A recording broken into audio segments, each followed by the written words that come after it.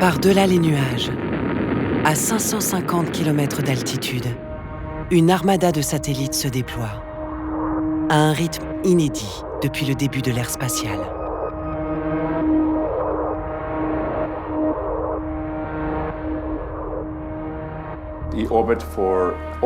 Grâce à eux, Elon Musk ambitionne de fournir Internet sur n'importe quel point de la planète. Le monde semble avoir un besoin insatiable d'Internet. Jeff Bezos, l'autre milliardaire américain de l'espace, lui emboîte le pas. L'accès à Internet va devenir un besoin humain fondamental.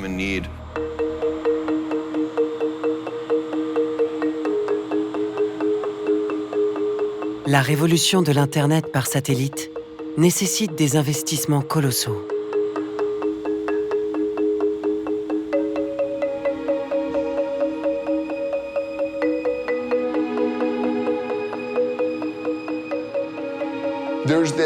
Une course mondiale est en cours entre certains pays et certaines personnes pour conquérir et prendre possession de l'espace. En jeu, la souveraineté numérique et l'indépendance technologique des États. Pour les Chinois, c'est un levier géopolitique qu'ils peuvent utiliser. C'est extrêmement important d'avoir des communications absolument sécurisées. On le voit aujourd'hui avec la guerre qui est sur notre continent. La banlieue de la Terre devient un nouveau territoire de confrontation. Avec autant de satellites, le risque de conflit devient inévitable. On ne sait pas comment on va gérer collectivement ces objets qui se multiplient dans l'espace et qui posent beaucoup de problèmes. Il est temps de lever les yeux. Des empires se construisent dans l'espace. Ils veulent dominer le monde. Une nouvelle menace pour les États et les citoyens.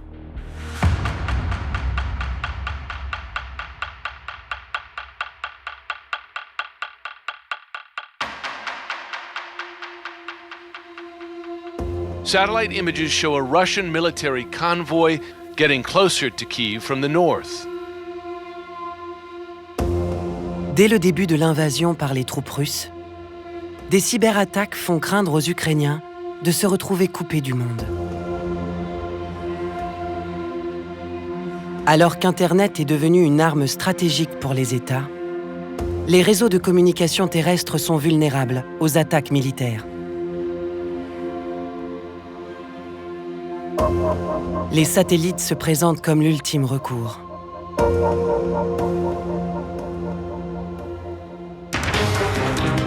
Jusqu'à maintenant, la cyberarmée russe a réussi à faire tomber des sites gouvernementaux, mais pas le réseau Internet lui-même. Ça n'empêche pas l'Ukraine de vouloir un plan B, et c'est là qu'entre en scène Elon Musk. Donc, M. Musk a été interpellé sur Twitter samedi par le vice-premier ministre ukrainien Mikhailo Fedorov. Pendant que vous essayez de coloniser Mars, la Russie essaie d'occuper l'Ukraine. Nous vous demandons de fournir à l'Ukraine des stations Starlink. Le grand public découvre Starlink, le gigantesque maillage de satellites imaginé par Elon Musk et destiné à apporter Internet sur toute la planète via l'espace. Quelques jours après l'appel à l'aide de l'Ukraine, 10 000 stations relais, nécessaires pour recevoir le signal des satellites Starlink, sont livrées. Le président Zelensky remercie Elon Musk pour avoir aidé son pays à sécuriser ses communications. So if you have time after the war, you're very welcome. I invite you. Yeah, so. Sounds good. Well, I look forward to visiting. Avec la guerre en Ukraine, Elon Musk, l'entrepreneur à succès des voitures électriques Tesla et des fusées SpaceX, acquiert un rôle politique de premier plan sur la scène internationale. Évidemment, ça installe Elon Musk comme interlocuteur politique, plus que comme suppléant des États, comme quelqu'un qui a voix au chapitre et pour aider dans une situation de guerre. C'est clairement un très beau coup de com pour cette entreprise qui finalement, met en scène son caractère vertueux, philanthropique, où on sauve une part de l'humanité qui est en danger. C'est extrêmement efficace. Face à l'urgence de la situation, les autorités ukrainiennes ont paré au plus pressé. Mais Kiev s'est mis dans une position de dépendance technologique, y compris pour son dispositif militaire, en s'en remettant à SpaceX, une société privée fournissant un service commercial. Voilà donc un pays qui n'avait pas, bien entendu, cette capacité souveraine et qui a dû appeler une entreprise privée pour le faire. Je ne souhaite pas que l'Europe soit dans cette situation. L'Europe doit par elle-même, précisément, protéger ses intérêts et pas dépendre du bon vouloir de Monsieur X, de Monsieur Y. Si vous accédez à Internet depuis SpaceX, plutôt qu'avec un opérateur de votre pays, cela augmente la possibilité que SpaceX ait une influence sur ce que vous voyez et sur ce que vous pensez. Au-delà de l'opération de sauvetage, la solution Elon Musk représente un risque pour la souveraineté d'un État. Qui possède les tuyaux, maîtrise le contenu des tuyaux. Les données numériques sont une arme stratégique que les États se doivent de sécuriser. La souveraineté numérique, c'est la capacité à pouvoir stocker des données qui vous appartiennent sur des infrastructures sur lesquelles vous avez un contrôle. Si vous les stockez sur une infrastructure qui ne vous appartient pas et sur laquelle un État étranger a la capacité à venir puiser pour regarder ce qui constitue votre richesse économique, eh bien, vous n'avez plus de souveraineté. La question s'était déjà posée dans les années 2000 avec le GPS, le système de positionnement par satellite lancé par les États-Unis. La Chine, l'Europe et la Russie avaient alors lancé leur propre dispositif pour garder la maîtrise de leur souveraineté numérique.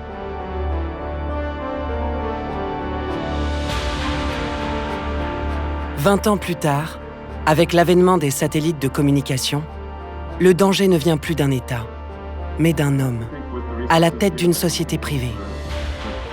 Il est devenu numéro 1 dans l'espace, un territoire historiquement réservé aux États.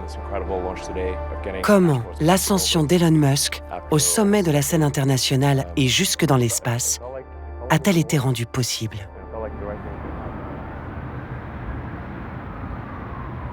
L'histoire commence dans les années 2000, aux États-Unis. La NASA, l'agence spatiale américaine, traverse une crise sans précédent. Elle n'a plus de fusée. Et la sacro-sainte domination américaine dans l'espace est menacée. Washington donne alors le coup d'envoi de la privatisation du secteur. C'est la naissance du New Space, le secteur privé spatial américain. Now, I recognize that some have said it is unfeasible or unwise to work with the private sector in this way. I disagree. The truth is, NASA has always relied on private industry to help design and build the vehicles that carry astronauts to space. Depuis le discours d'Obama, qui ouvre grand la porte à Elon Musk, l'entrepreneur profite de subventions publiques considérables. Washington assure à Elon Musk les moyens de ses ambitions. En échange, Elon Musk fabrique la fusée qui permet de renvoyer les astronautes américains dans l'espace, sans devoir passer par des fusées russes. Il restaure ainsi l'autonomie spatiale des États-Unis. Il y a une sorte de, on va dire, de jeu mutuellement bénéfique pour les deux, et c'est ce qui a lancé véritablement Musk. Les investissements sont conséquents, on parle de milliards de dollars qui sont investis. Néanmoins, une étude récente a montré qu'on était encore dans une proportion d'investissement qui est à 95% d'investissement public pour 5% d'investissement privé. En décembre 2020, Elon Musk reçoit 885 millions de dollars de subventions de l'État fédéral pour couvrir les zones blanches, privées d'Internet. Car si les États-Unis ont inventé le réseau mondial, plusieurs millions d'Américains n'ont toujours pas de connexion. Les satellites apparaissent là encore comme une solution. Et c'est la naissance de Starlink.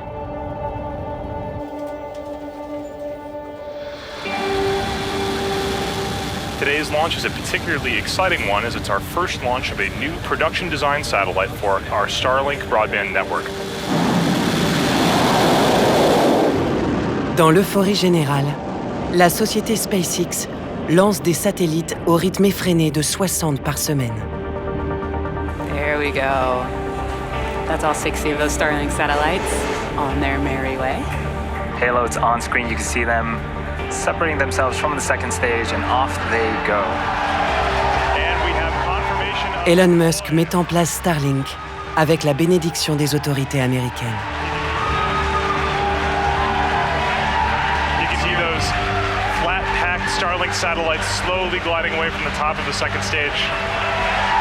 You can hear the team in the background. This is an incredible moment for SpaceX.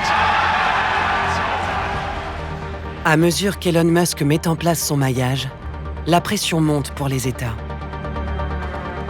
Laisseront-ils cet acteur privé rafler la mise sur le marché de l'Internet de demain? La Chine a repéré la menace et perçu l'ombre de l'État américain. Elle annonce qu'elle va, elle aussi, créer son propre réseau de communication satellitaire. Quand la Chine enregistre le lancement à venir de près de 13 000 satellites, c'est un geste de défense de sa souveraineté. Donc c'est un geste géopolitique. C'est une question de principe. Il faut qu'elle ait accès à ces ressources-là. La Chine fait elle aussi le pari de l'Internet par satellite pour remplacer les câbles sous-marins, qui véhiculent actuellement 99% de notre connectivité. Aujourd'hui, vous utilisez des câbles sous-marins, vous ne le savez pas. Demain, vous utiliserez des satellites, vous ne le saurez pas. Pour toutes vos applications quotidiennes, ou presque. Vous avez toute une machinerie qui est en train de se mettre en place dans l'espace. Donc vous avez besoin de capacités de transport, de calcul, de traitement, de stockage des données partout dans le monde. Les objets connectés, les nouveaux usages de l'Internet, le besoin de latence de plus en plus faible, c'est-à-dire de rapidité de plus en plus grande, font que les satellites sont de plus en plus adaptés. Donc on est aussi dans une vision pas du tout romantique de l'espace, où les satellites deviennent une infrastructure, je dirais, comme une autre. À ce jour, rien ne garantit que l'Internet spatial sera le modèle des années futures. Mais une chose est certaine. Depuis l'avènement du GPS, l'économie mondiale s'appuie chaque jour davantage sur l'espace. Nos sociétés humaines sont devenues dépendantes des données qui transitent par les satellites, pour les transports, les transactions bancaires ou encore pour la météo.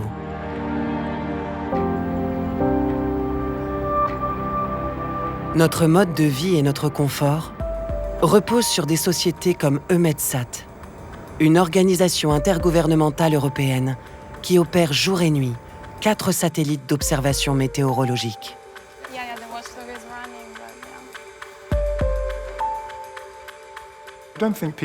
Les gens ne réalisent pas tout à fait le rôle joué par les flottes de satellites lorsqu'ils consultent la météo et d'une manière générale sur notre économie.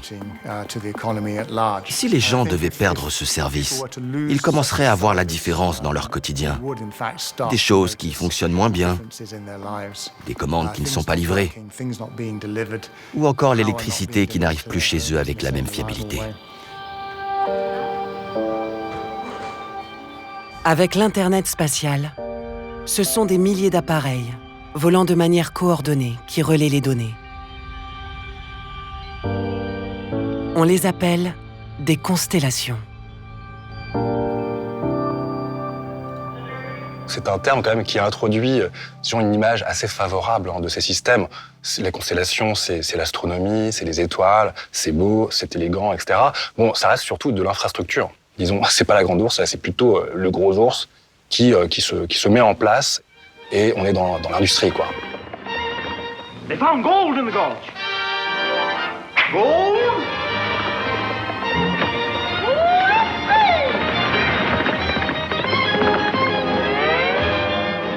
Comme la Gold Rush, la ruée vers l'or, à une autre époque, l'espace où les datas, les données, circulent devient une ressource à exploiter. C'est vraiment comme une ruée vers l'or. Il y a potentiellement beaucoup d'argent à gagner dans l'espace. Si vous êtes le premier à ouvrir le marché, vous aurez des clients. Vous les garderez si vous fournissez un bon service. Et c'est cette compétition qui provoque une véritable course à l'orbite qui est en train d'avoir lieu. À ce jour, aucune règle internationale ne contraint l'usage commercial de l'espace. Pour une entreprise qui veut s'installer en orbite basse, rien de plus simple. Il suffit de faire une déclaration auprès de l'Agence de régulation des télécommunications de son pays. Par exemple, la Federal Communications Commission aux États-Unis. Basiquement, c'est premier arrivé, premier servi. Donc si vous déployez un satellite avec une fréquence et un emplacement précis, les satellites qui viennent après vous doivent s'adapter. Il faut juste s'assurer que les fréquences de vos satellites n'interfèrent pas avec les transmissions d'un autre satellite. C'est donc moins un problème d'emplacement physique, parce que l'espace est vaste, que de compatibilité des fréquences radio. Ainsi, Elon Musk, avec 3000 satellites déjà opérationnels, est-il en train de s'approprier l'orbite basse sans transgresser aucune règle? À charge pour les prochains candidats à l'Internet à haut débit de ne pas le déranger.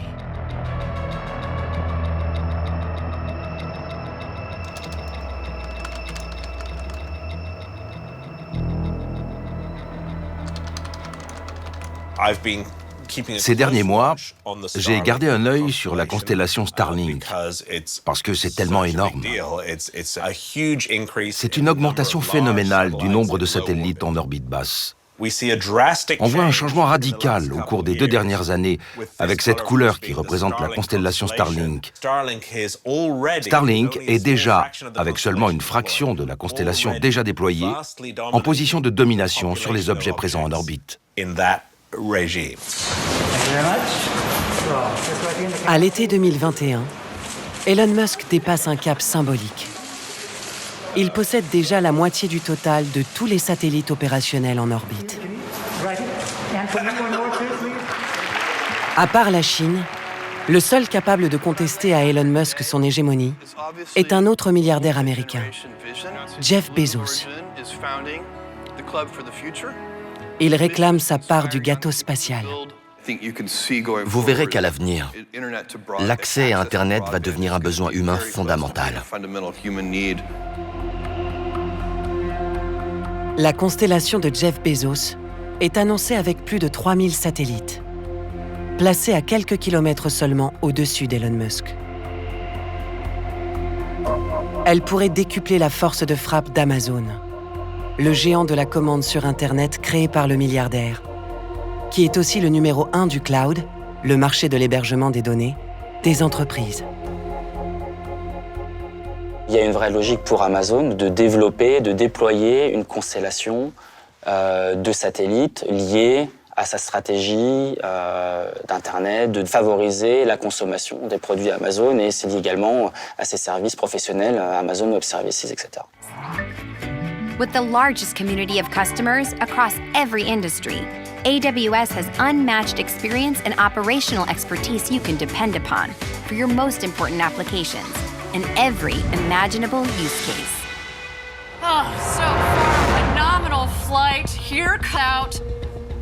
Ainsi, les 2 mastodontes américains qui s'affrontent sur le terrain spatial sont engagés dans une course à la suprématie en orbite basse de la Terre.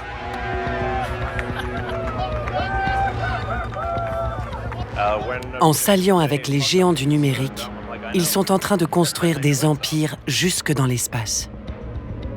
En pole position, Elon Musk avec Starlink, qui s'est associé au géant Microsoft.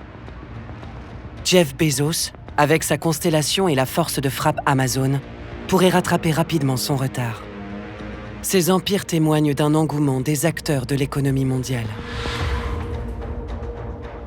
L'économie spatiale, c'est-à-dire l'ensemble des revenus et des investissements liés au spatial, actuellement, c'est 370 milliards de dollars. D'ici à 2030, ce sera 650 milliards de dollars. L'économie de l'espace, ça devient un enjeu majeur.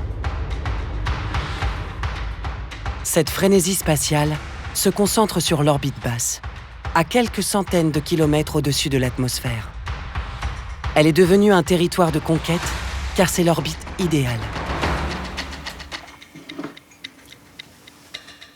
L'avantage d'être en orbite basse, c'est que vous n'avez pas besoin de dépenser autant d'énergie pour que votre signal fasse l'aller-retour avec le sol qu'en orbite géostationnaire à très haute altitude. Mais l'inconvénient, c'est qu'il faut plus de satellites. Elon Musk et Jeff Bezos envoient donc des milliers de satellites en orbite basse pour couvrir entièrement la Terre. Leurs méga-constellations sont les nouveaux vecteurs de la suprématie américaine. Et les grandes puissances, qui leur contestent cette position, n'ont pas d'autre choix que de se rallier à cette compétition géante.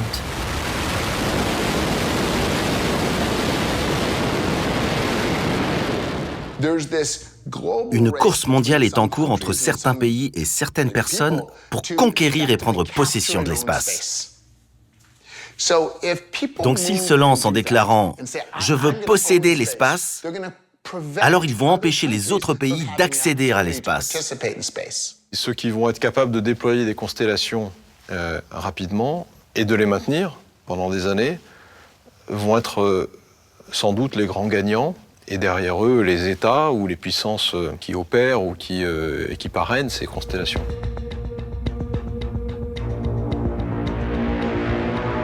La Chine, en entrant dans la course à l'orbite basse, avec son projet de constellation de 13 000 satellites, se met en position de faire barrière à l'Internet spatial américain, version Elon Musk, et bientôt Jeff Bezos.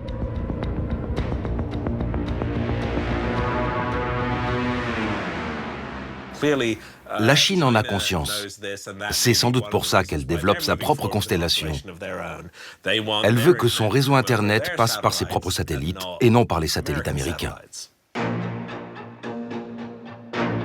La Chine manifeste de nouveau sa maîtrise de la dimension géopolitique de l'espace. Elle est devenue le premier pays lanceur de satellites en 2021. Les États-Unis ont été à l'avant-garde, c'est certain. Mais la Chine n'est plus très loin et pourrait même se vanter d'être un peu en avance dans certains domaines. On a donc deux acteurs très importants et très bien financés. Engagée dans une guerre économique avec les États-Unis, la Chine ne saurait manquer le tournant technologique de l'Internet satellitaire, alors qu'elle possède elle aussi de puissants acteurs du numérique comme Alibaba, l'Amazon chinois. Toute une panoplie spatiale sert son ambition de devenir la première puissance mondiale en 2049. En fait, c'est la continuation du développement du pays. C'est se lancer dans un projet high-tech, un projet de haute technologie qui va améliorer les capacités industrielles dans un domaine de pointe. La Chine n'est pas au niveau des États-Unis en termes de peut-être développement technologique très pointu, mais elle a aujourd'hui un niveau tout à fait élevé dans le domaine spatial. Et puis elle a un gouvernement qui est capable de mettre beaucoup d'argent parce qu'il y trouve aussi il peut y trouver des intérêts infrastructurels ou internationaux, etc. Les constellations de satellites sont de puissants outils d'influence. Pour la Chine, c'est un des moyens de reconquête des anciennes routes de la soie. Ce réseau commercial qui la reliait à l'Europe, en passant par l'Asie centrale et l'Afrique. Lorsque vous déployez cette constellation, vous offrez aux États avec lesquels vous voulez créer des liens très forts un levier de développement économique, tout en les plaçant sous votre influence. Comme la Chine, l'Europe reconnaît elle aussi le spectre d'un nouvel impérialisme américain sur les données et sur l'infrastructure numérique du monde entier. Dans le cadre de leur stratégie spatiale commune, les 27 États membres de l'Union décide la création d'une nouvelle constellation européenne. Elle part d'abord d'un besoin et d'un constat. Ce besoin, c'est un besoin, je dirais, de souveraineté gouvernementale et de communication intergouvernementale et militaire. Imaginez par exemple qu'un pays qui soit en guerre avec l'Europe dispose de l'architecture de ces satellites qui pourraient évidemment les attaquer. Donc c'est très important d'avoir, et on le voit aujourd'hui, où malheureusement les tensions sont de plus en plus dures entre les continents, il y a un certain nombre de domaines sur lesquels on ne peut absolument pas transiger, y compris avec vos meilleurs partenaires qui, peut-être demain, auront d'autres priorités. États-Unis, Chine, Europe. En quelques mois, les constellations de satellites sont devenues un attribut indispensable pour les grandes puissances. Elles participent désormais à la construction d'un nouvel équilibre géopolitique spatial.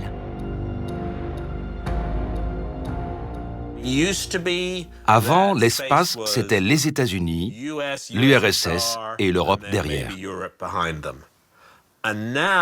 En gros, maintenant, l'avenir de l'espace, c'est les États-Unis et la Chine, derrière l'Europe, et puis la Russie et l'Inde comme second rôle.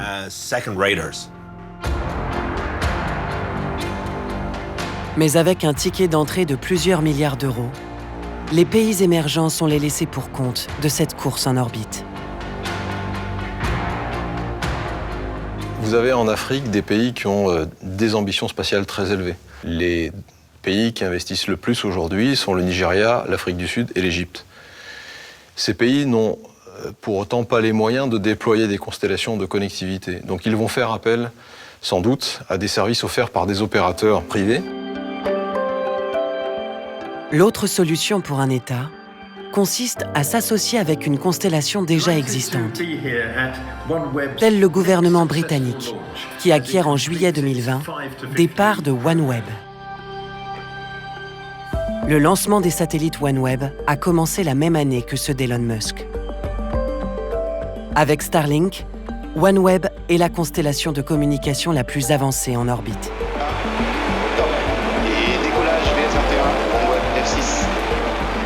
Son fondateur, Greg Wyler, est une figure du milieu spatial, un pionnier.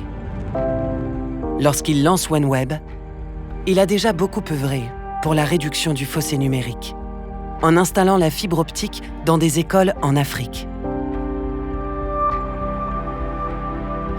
Moi, ma mission, c'est de connecter l'humanité, d'apporter la connectivité au marché émergent et au monde entier. Je suis très heureux de voir tout cela se produire. En 2015, lorsque Greg Wyler lance le projet OneWeb, l'idée de centaines de satellites fabriqués à la chaîne est révolutionnaire. L'espace, c'était des cycles très longs. On décidait d'un satellite, il était en l'air 10 ans plus tard, voire 15 ans plus tard, et puis il vivait 15 ans. Aujourd'hui, l'espace, c'est des satellites qui sont à 500 km, qui vont durer quelques mois. On est vraiment dans quelque chose d'un peu nouveau.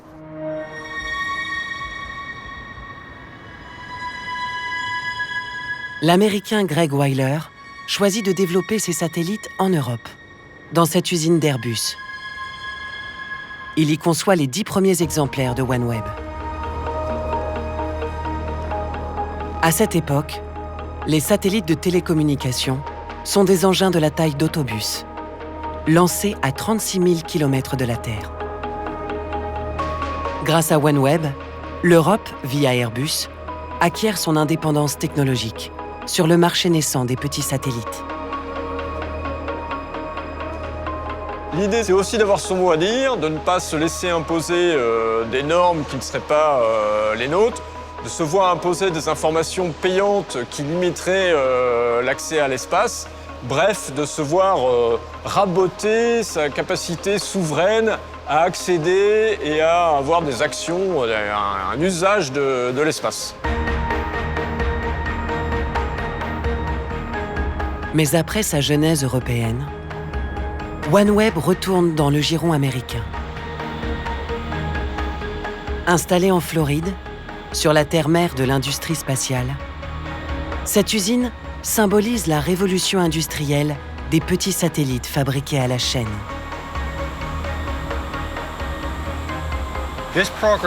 L'objectif est de produire en quelques années seulement plus de 600 satellites. C'est un peu comme l'industrie automobile. C'est vraiment ça. Chacun doit faire son travail et le terminer en 8 heures, puis passer à un autre. Nous avons embauché des gens qui ne viennent pas du spatial pour construire des satellites. C'est vraiment devenu possible grâce à la ligne de production.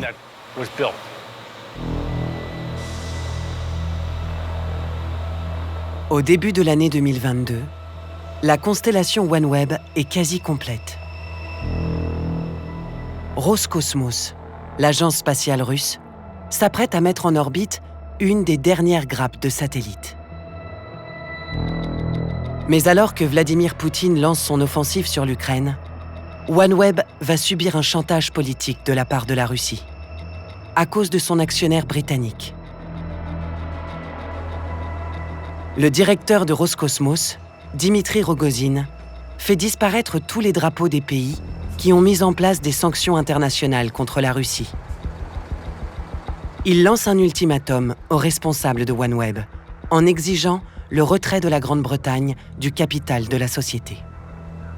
У нас есть серьезные сомнения, поведет ли себя OneWeb в такой ситуации, когда ведущим контрольным акционером является британское правительство. Поэтому мы ждем информацию. У них еще есть время, 2 суток. Мы также считаем, что реальной гарантией того, что компания OneWeb будет работать исключительно в гражданских целях, является вывод из состава акционеров британского правительства. Если этого не произойдет, никаких гарантий мы принимать не будем. Cette décision de Rogozin d'effacer les drapeaux sur Soyouz manifeste aussi, c'est vrai, l'importance des constellations finalement dans ce paysage spatial. Donc il y a eu une espèce de dramatisation qui a contribué à faire des constellations finalement aujourd'hui des objets très symboliques, très politiques. Finalement, OneWeb suspend ses lancements depuis la Russie. En 2022, nouvel épisode. OneWeb est racheté par l'opérateur Eutelsat et passe sous pavillon français. Les soubresauts traversés par OneWeb montrent que l'orbite basse est un territoire à part entière sur l'échiquier géopolitique mondial. Dans cet espace sans frontières, où plus de 3000 satellites nouveaux ont débarqué ces 2 dernières années, le risque de conflit augmente dangereusement. Lorsque nous sommes allés dans l'espace pour la première fois, nous avons pensé que nous pouvions faire tout ce que nous voulions, qu'il y avait beaucoup de place. Pas de risque de déranger les autres ni de saturer l'espace. Mais le trafic est si intense maintenant que ça n'est plus vrai. China is lashing out at SpaceX founder Elon Musk, saying that 2 of his satellites endangered Chinese astronauts. In a complaint filed with the UN Space Agency, Beijing says 2 satellites from Musk's Starlink network flew too close to the country's space station, forcing it to take evasive maneuvers. Le débarquement massif des satellites en orbite basse a déjà créé des tensions entre les États. Contraint de modifier la trajectoire de sa station spatiale pour éviter les satellites d'Elon Musk, l'État chinois dénonce les États-Unis devant le Bureau des Affaires spatiales de l'ONU, à Vienne.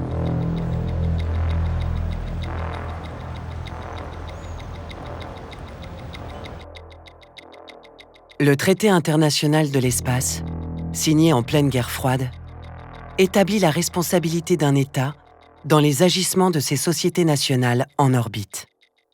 La Chine a fait usage d'un mécanisme existant au sein des Nations Unies pour critiquer la position américaine. Elle rappelle aux États-Unis, en tant que pays, sa responsabilité vis-à-vis des actions de SpaceX. Parce que dans le droit international, que ces actions émanent d'institutions privées ou d'institutions étatiques, c'est toujours l'État qui est responsable d'éventuels dommages. Les Américains ont récemment répondu aux Nations Unies « Non, nous n'étions pas si proches, il n'y avait pas de quoi s'inquiéter, rien à signaler. » Mais en fait, je ne suis pas trop d'accord. Après avoir examiné les données, si je suis astronaute à bord de la station spatiale chinoise et que SpaceX me dit « Faites-nous confiance, nous allons vous éviter », pour moi, ce n'est pas suffisant. Je pense que la plainte chinoise est légitime, parce que les rapprochements sont plus nombreux depuis quelques années, à cause de Starlink.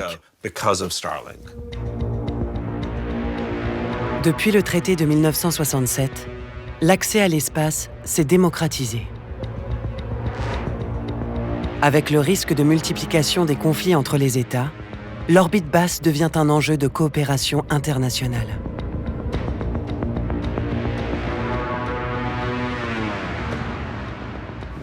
Quand vous voyez ces engins, ils se ressemblent tous, n'est-ce pas? En réalité, 95 pays exploitent ces satellites en ce moment même. Depuis le Royaume-Uni, les États-Unis, la Chine, la Russie. Et ils sont tous mélangés. Les radars de la société américaine Leo Labs scrutent le ciel et proposent à ses clients propriétaires de satellites une représentation en temps réel du trafic spatial. C'est le Space Traffic Management, un marché prometteur, devenu indispensable pour pallier à l'absence de code de la route dans l'espace. Ils ne voient rien et n'entendent rien là-haut. Ils font leur travail en regardant la Terre. Ils communiquent sans voir ce qui vient en face. C'est un peu comme conduire avec un pare-brise tout noir.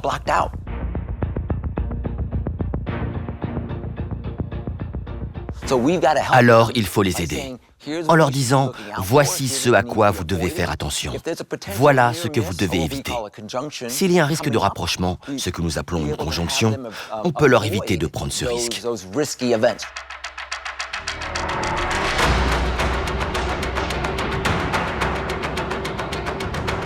En apparence, il y a beaucoup de place dans l'espace. Mais avec la circulation de milliers d'engins, lancés à plus de 7 km par seconde, y a-t-il un nombre limite de satellites à ne pas dépasser? Est-ce que c'est 20 000, 100 000, 1 million? Ça n'est pas encore très clair.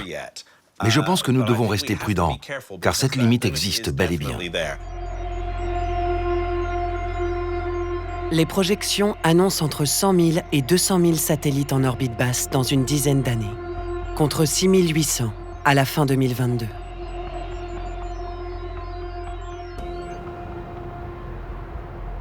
Actuellement, chaque opérateur de satellite prend en charge la gestion de ses appareils. En septembre 2019, l'Agence spatiale européenne a dû à son tour manœuvrer un de ses satellites d'observation pour éviter une collision avec un engin Starlink. La multiplication de ces situations plaide pour la création d'une tour de contrôle spatiale. Une tour de contrôle spatial, ça voudrait dire que quelqu'un dispose de l'autorité de régulation nécessaire pour donner des directives. Mettez-vous là et restez où vous êtes, comme les contrôleurs aériens. Cela n'existe pas pour l'espace. Depuis le sol, l'opérateur peut rallumer le moteur de son satellite pour changer sa trajectoire et éviter l'accident. Encore faut-il se coordonner avec le satellite qui arrive en face, en haut ou en bas. Mais il existe une configuration encore plus difficile à éviter. Seulement 3% des manœuvres d'évitement sont causées par des satellites actifs en orbite basse. 97% sont liés à l'évitement de débris, de matériel hors d'usage ou de morceaux de fusée. L'avenir des constellations dépend d'abord de leur capacité à fonctionner en toute sécurité, mais surtout de leur aptitude à gérer ce risque de collision en chaîne avec des objets inertes qui n'ont pas la faculté de les éviter.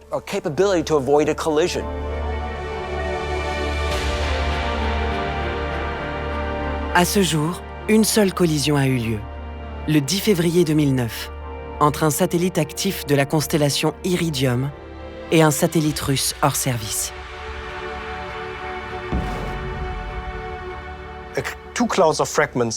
Deux nuages de débris se sont formés. D'abord, il s'est formé un anneau. Et au fil du temps, au bout d'un mois, les débris se sont étalés tout autour en altitude.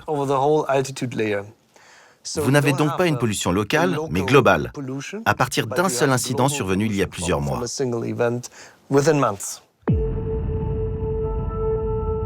Dans l'espace, les États sont plus que jamais interdépendants.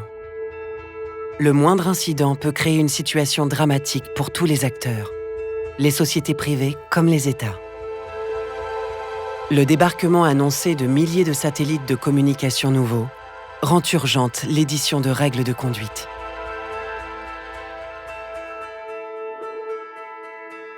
C'est quoi mon espace dans l'espace? À partir de quand est-ce que je suis trop près?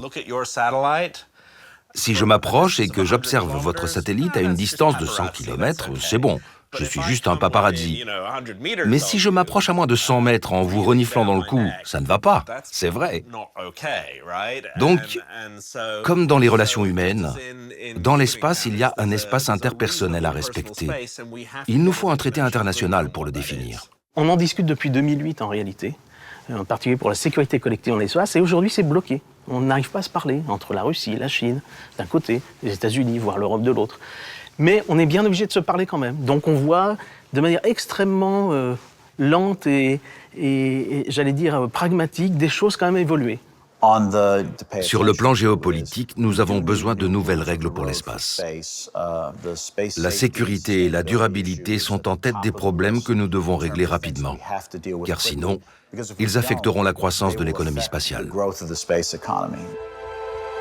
À peine née, la jeune économie spatiale est déjà menacée. Faudra-t-il un accident grave pour qu'une réglementation soit mise en place ? Une autre solution consisterait à imposer un moratoire aux entrepreneurs de l'espace. C'est un trop gros changement en très peu de temps. Pourquoi ne pas les laisser gagner un peu d'argent, et puis après on attend un peu, et on regarde ce qui se passe. Et si ça fonctionne avec ce nombre de satellites, alors seulement on pourrait envisager des dizaines de milliers de satellites. Combien pèse la parole de l'astrophysicien face aux acteurs bruyants de la nouvelle industrie spatiale ?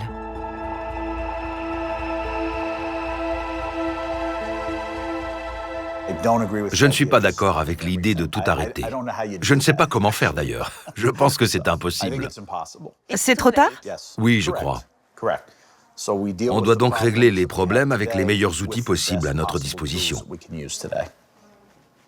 On a une espèce de rouleau compresseur politique qui est installé en Europe, en France, aux États-Unis évidemment. Et donc là, stopper net ce processus-là, vous courez le risque d'être taxé d'amiches, de résistants au progrès, et c'est politiquement coûteux. Les habitants de ce village d'irréductibles normands ont pourtant fait entendre leur voix en 2021. Ils se sont opposés à l'installation d'une des antennes que déploie Elon Musk partout dans le monde pour relayer le signal de ses satellites. C'est un projet qui éthiquement est inacceptable et un projet qui démocratiquement tel qu'il nous le plante là est dangereux. Il est inutile. Aujourd'hui ici à Saint-Saunier-de-Beuvron, nous avons Internet. Nous avons tous les moyens de communication. Nous sommes sur les réseaux sociaux. Monsieur Musk doit savoir que ça existe déjà. Elon Musk a finalement installé ses antennes ailleurs et continuait à lancer 60 satellites chaque semaine.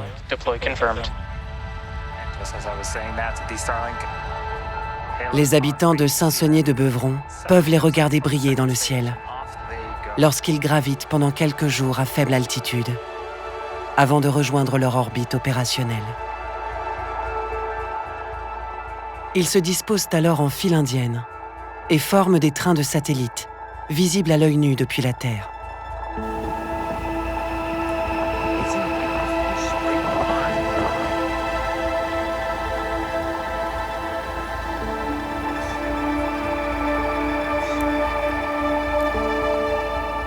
À mesure que les trains de satellites se multiplient dans le ciel nocturne, la communauté des astronomes prend conscience de l'ampleur du phénomène.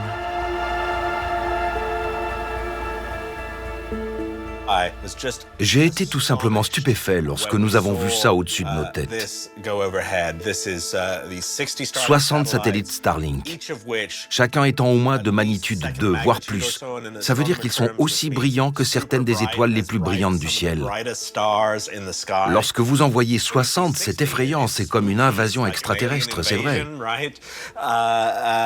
Mais quand vous pensez aux conséquences d'en avoir 30 000, ça devient vraiment très inquiétant pour les astronomes.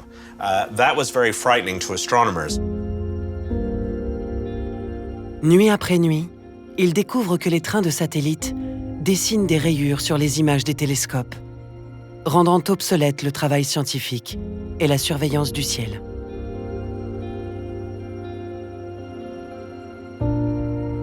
À tel point que la NASA lance une alerte auprès de la FCC, l'agence de réglementation américaine des télécommunications. En bouchant la vue de l'espace, les satellites Starlink font peser une menace sur la planète elle-même, retardant la détection d'un astéroïde qui foncerait vers la Terre et la mise en place des mesures d'urgence pour empêcher une collision fatale. Après l'avoir placé en première ligne, l'État fédéral américain a-t-il encore la main sur Elon Musk? Il est déjà le grand gagnant de la méga-course à l'orbite. Les lancements de satellites Starlink lui permettent de faire la preuve de l'efficacité de ses fusées réutilisables. Nous avons des réacteurs qui ont déjà volé 10 fois, dont certains devraient pouvoir voler 20 ou 50 fois. C'est vraiment un bon taux de réutilisation. Grâce à Starlink, il continue à faire rêver les investisseurs et conforte la crédibilité de sa société SpaceX. Avec sa fusée la plus grosse jamais construite, Starship, capable d'embarquer 400 satellites à la fois, il pourrait compléter rapidement sa méga-constellation pour atteindre le chiffre final vertigineux de 42 000 satellites. Sans perdre de vue pour autant son objectif ultime, l'installation d'une colonie d'1 million de personnes sur Mars, d'ici 2060. Avec le temps, Elon Musk s'est imposé comme quelqu'un qui tient la ligne et qui est en mesure maintenant d'imposer son agenda, l'accélération de son agenda aussi, parce que en fait, les agences spatiales, au départ, le regardaient avec une espèce d'effroi, de mépris, de condescendance. Ils sont bien forcés maintenant de se caler sur ses propositions, son agenda martien, etc. En quelques mois, l'homme le plus riche du monde a imposé son poids diplomatique sur Terre et modifié durablement le territoire orbital. Sur Internet, l'image des trains de satellites Starlink est devenue le symbole de la mainmise d'un seul homme sur l'espace. Patrimoine mondial de l'humanité.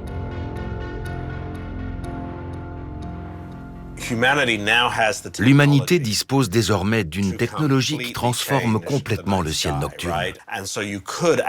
À l'avenir, lorsque vous regarderez le ciel, vous pourriez voir plus de satellites en mouvement que de vraies étoiles.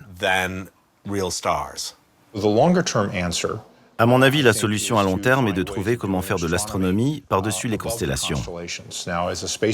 En tant que fan de l'espace, je m'intéresse depuis longtemps à l'utilisation de la face cachée de la Lune, comme le télescope spatial James Webb qui est allé au-delà de la Lune. Donc c'est normal de se déplacer vers d'autres endroits pour faire de la science à mesure que la technologie évolue. Ça fait partie quand même des questions qu'il faut se poser. Voilà, en termes d'acceptabilité, est-ce que les gens peuvent imaginer qu'un jour, on arrive à ce degré d'occupation de l'espace qui devienne véritablement gênant? Jusqu'à quel point c'est acceptable? Jusqu'à quel moment, à partir de quel moment ça devient inacceptable? En attendant le débat citoyen, et malgré les mises en garde de la NASA, rien ne saurait interrompre la course à l'orbite.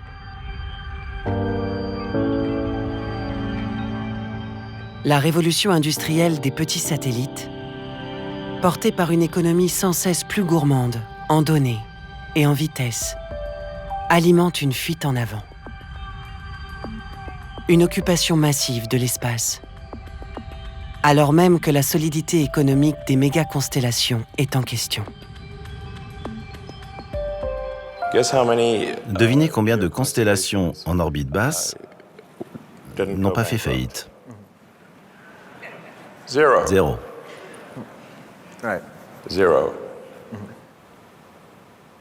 Donc vous voulez être le premier pour qui ça marche. Juste éviter la banqueroute.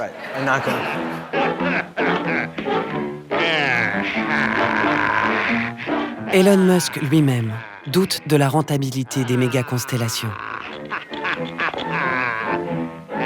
Des investissements colossaux pour un marché encore flou.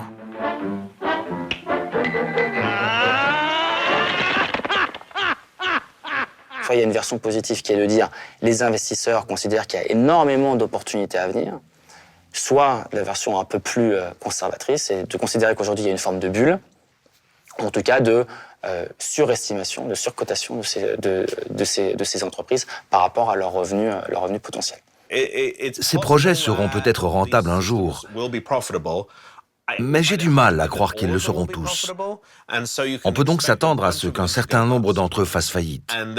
Et là, on devra faire face à un problème très intéressant. Un grand nombre de satellites actifs appartenant à des sociétés qui ont fait faillite. Des milliers de satellites fantômes errant en orbite, sans propriétaire. Des collisions en chaîne, créant petit à petit une coquille autour de la Terre. Quelle serait l'issue d'une telle débandade orbitale?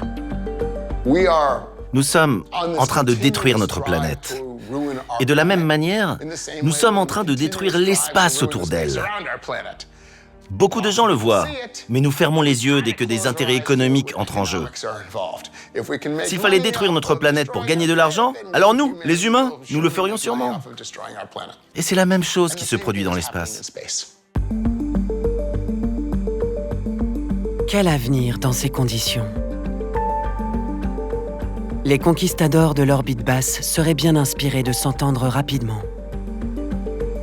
au risque de nous faire prisonniers sur Terre.